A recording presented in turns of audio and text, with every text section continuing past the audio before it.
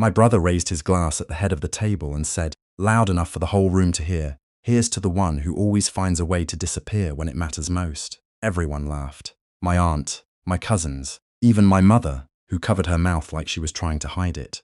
My brother just smiled and looked at me across the table with that familiar expression. Not cruel exactly, just comfortable. The kind of comfortable that comes from years of knowing you can say whatever you want to someone, and they'll just sit there and take it. I sat there and took it. The dining room smelled like roast chicken and my mother's garlic bread, the kind she only made for special occasions. It was my brother's birthday, 40 candles on the cake. The whole family had driven in from across Ontario, some from as far as Thunder Bay. My father had booked a cottage near Muskoka for the weekend. 2 nights, 4 bedrooms, catered dinner the first evening. I had quietly paid for all of it 3 weeks earlier when my mother called me on a Tuesday afternoon and said they were a little short this month. She didn't say how short, she never does. I found out later the number was $4,200. My brother never knew. That was the part I kept coming back to as he clinked his glass against my cousin's and laughed at his own joke. He had no idea, and somehow in that family that was considered normal. I am the older one by 6 years. Growing up, that gap felt enormous. By the time my brother started high school, I was already working weekends at a hardware store in Barrie, stacking lumber and running the register on Saturday mornings. I told myself it was good experience, and it was, mostly. But the honest reason was that money in our house had always been tight in ways that were never directly discussed. My father worked in warehouse logistics most of my childhood. My mother did bookkeeping part-time for a dental office.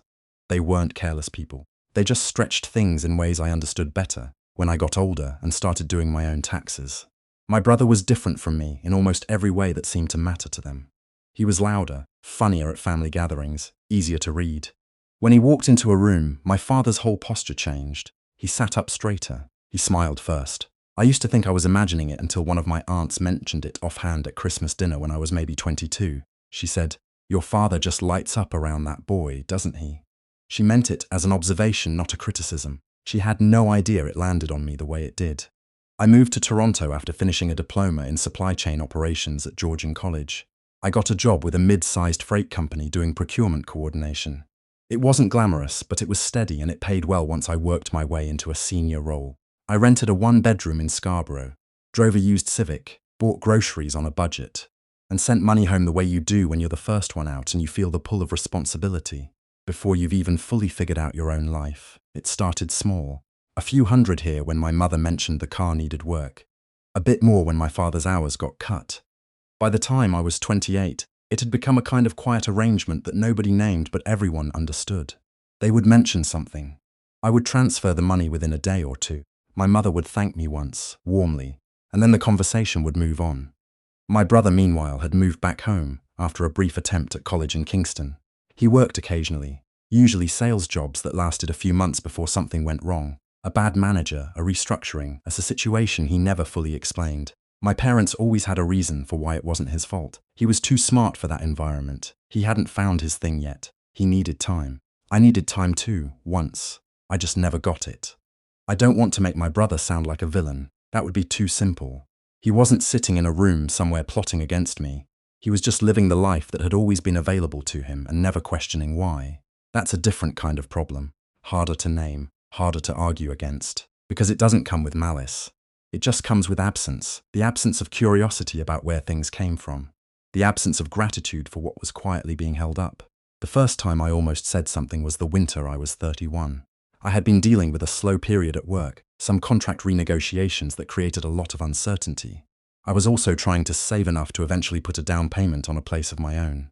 Toronto prices were what they were. I had a spreadsheet. I had a timeline. I was being careful. Then my mother called to tell me my brother had found a business opportunity.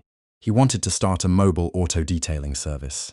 He had done some research, talked to a guy he knew, put together what she described as a real plan this time.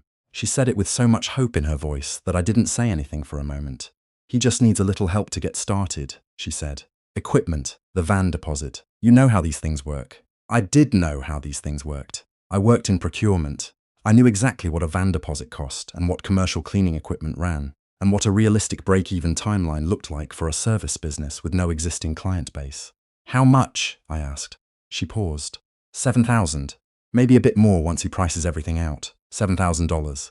I had exactly 9,000 in savings at that point, set aside for the down payment fund I had been building for 2 years. I said I'd think about it. I didn't transfer anything that week, but the pressure came quietly, steadily, in the form of follow-up calls from my mother about how much it would mean, how this could really be the turning point for him, how it would be nice if the family could support each other. My father called once briefly to say he knew it was a big ask. Then he mentioned that my brother had really turned a corner. I sent 5,000 in the end. I told myself it was a loan. I wrote it down in my own records that way. I never saw it again, and I never brought it up, because by that point I had already learned, without anyone teaching me directly, that bringing it up would make me the problem. The auto detailing business lasted about 4 months. My brother said the market wasn't right. My parents agreed it had been a tough time to start something like that. I don't know exactly when I started paying attention differently. It wasn't a single moment. It was more like a gradual accumulation of small things that I had trained myself to look past but eventually couldn't anymore. The weekend my parents came to visit me in Toronto, and my brother came along, and over dinner my father suggested, gently, that I should think about helping my brother get into a training program for HVAC certification because the trades were stable, good money, and he just needed someone to believe in him.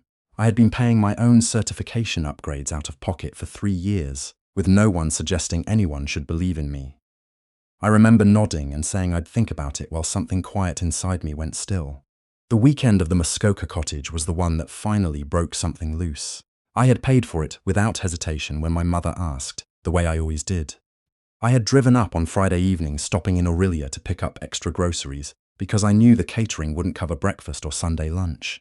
I had carried the bags in, set up the extra folding table my parents needed for the card game they always played after dinner, and then sat down at that table and listened to my brother make a toast about me disappearing.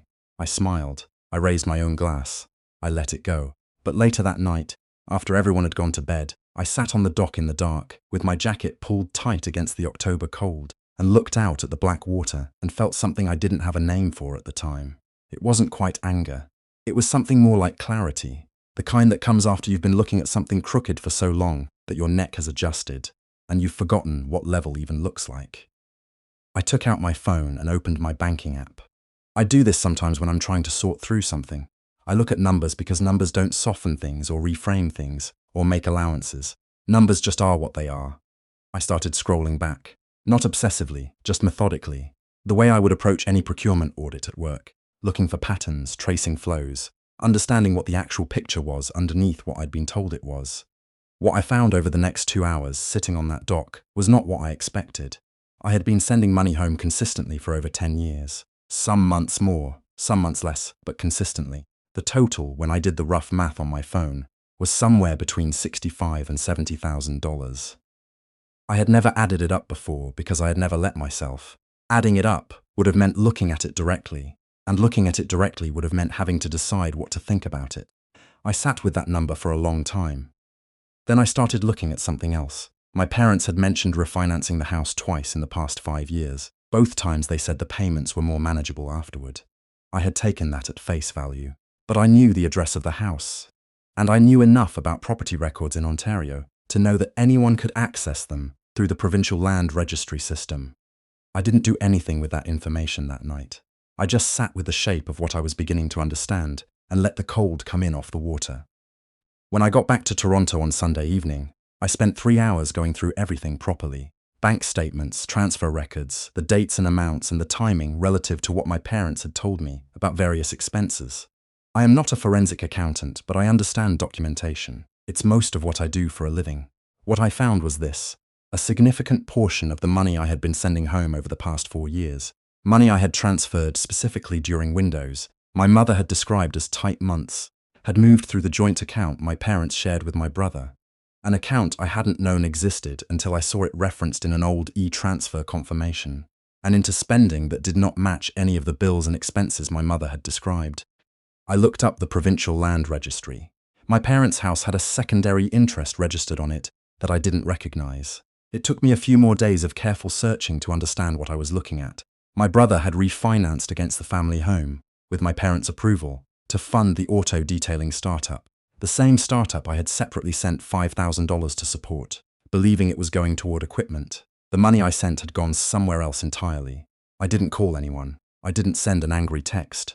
I went to the grocery store, bought ingredients for a real dinner instead of the instant soup I'd been eating most of that week, cooked it slowly, and sat at my kitchen table and thought about what I actually wanted to do.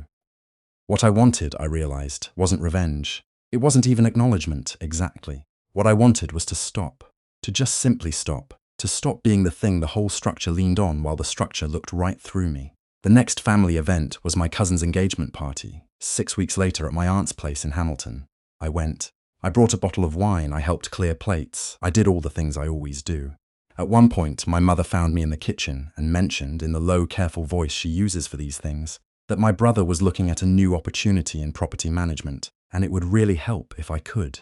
I set down the plate I was holding. Gently, not dramatically.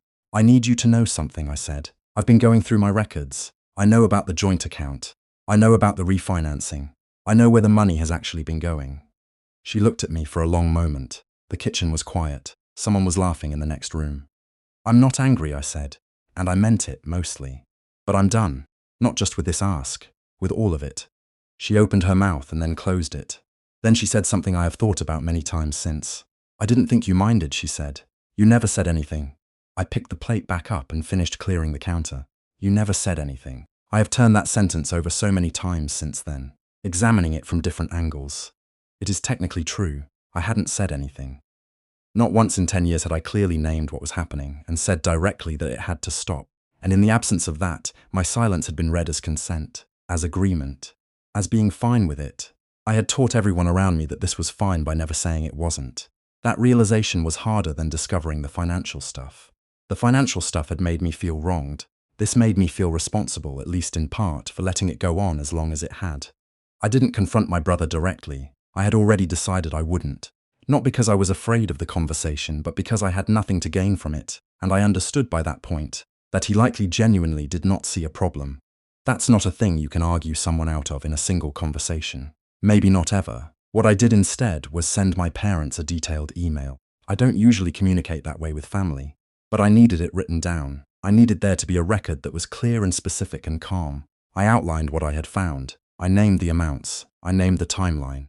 I said I was not making any demands, and I was not pursuing any legal action.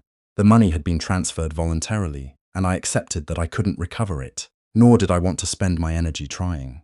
But I was ending the arrangement, effective immediately, and I needed them to understand why. I also said something I had been working up to for a while. I said that I loved them, and that nothing about this changed that, but that I had spent 10 years being the financial floor of this family, while being treated as an afterthought in it. And I was not able to keep doing that, and I should have said so much sooner. I sent it on a Wednesday evening, and then I went to bed. My father called 4 times the next morning. I let them all go to voicemail. His messages escalated from confused to defensive to, in the last one, quiet in a way that was harder to listen to than the anger. He said I was breaking up the family. He said my brother had made mistakes, but meant well. He said I was acting like a stranger. My brother texted once, "Just we should talk, I know. Not right now." My mother didn't call for 3 days. When she finally did, I answered. She cried for most of the call. I listened. I didn't say much. At the end, she said she was sorry, and I believed her. And I also knew that sorry and changed were 2 different things, and only time would tell which one this was. What happened over the next few months was stranger than I expected. The family didn't collapse. Life continued. My cousin got married in the spring, and I went to the wedding, and it was mostly fine. My brother and I were polite to each other in the way of people who have quietly agreed not to examine something too closely. My parents were more careful with me, which felt both better and slightly sad, because I would have preferred they just be real with me. My aunt, my father's sister, called me about a month after I sent the email. She said she had always suspected something like this was going on, and she was sorry it had taken this long for someone to name it. She said she had seen my father enable my brother her whole life, and she'd never known how to bring it up. We talked for almost 2 hours. It was the most honest conversation I had had with anyone in my family in years. Slowly, things I had accepted as fixed started shifting. An older cousin mentioned he'd had a similar experience with a sibling, and thanked me for talking about it at the wedding, which apparently I had done without realizing how much I'd shared. Someone in my father's side of the family, an uncle I didn't know well, texted to say he respected what I had done and that it took guts. I didn't do it for guts. I did it because I was tired. My brother eventually got his HVAC certification. My parents helped pay for it. I don't know the details and I didn't ask. I hope it works out for him. I genuinely mean that. in the way you can genuinely mean something and still recognize that it's no longer your responsibility. My apartment looks the same as it did before all of this. Same IKEA bookshelf I've had since Georgian college. Same cracked tile in the bathroom I keep meaning to fix. Same view of the parking lot from the kitchen window. But there's a line item in my budget now that used to say family and now says down payment fund. And that number goes up every month instead of out the door. And I am closer to owning something of my own than I have ever been. I sleep differently. That sounds small. It isn't. For years I had this low-grade hum of dread every time my phone rang. This half second of bracing before I answered, because I knew what any call from home might be about. That's gone now. When my phone rings, it's just a phone ringing. My father said something to me at my cousin's wedding reception, late in the evening when most people were on the dance floor and we were both standing by the bar waiting for drinks. He said, "I hope you know we're proud of you. We've always been proud of you." He was looking at the dance floor when he said it, not at me. I said, "I know, Dad." I didn't say anything else, because there wasn't anything else that needed to be said at a wedding reception, and also because I have learned that some things can be true and insufficient at the same time. He probably was proud of me, in his way. That just never translated into being seen, into being protected, into the basic reciprocity that is supposed to run in both directions in a family. Pride without presence is just a feeling someone has about you privately. It doesn't really count as love. What I know now, on the other side of all of it, is that I spent a decade trying to earn a place in a family I already belonged to. I thought if I was useful enough, generous enough, steady enough, eventually the balance would shift. Eventually I would stop feeling like a resource and start feeling like a person. That's not how it works. You don't earn your way into being treated well by the people who were supposed to treat you well to begin with. You just have to stop accepting less and accept that some people will call that selfishness, and understand that their calling it selfishness is exactly the mechanism that kept you stuck. I have a savings account now with only my name on it. I have a Friday evening routine that involves no obligation to anyone. I have started saying no on the phone in real time, in the moment, instead of yes and then lying awake about it afterward. These are not dramatic victories, they are quiet ones, but quiet victories, I've found, are the kind that last.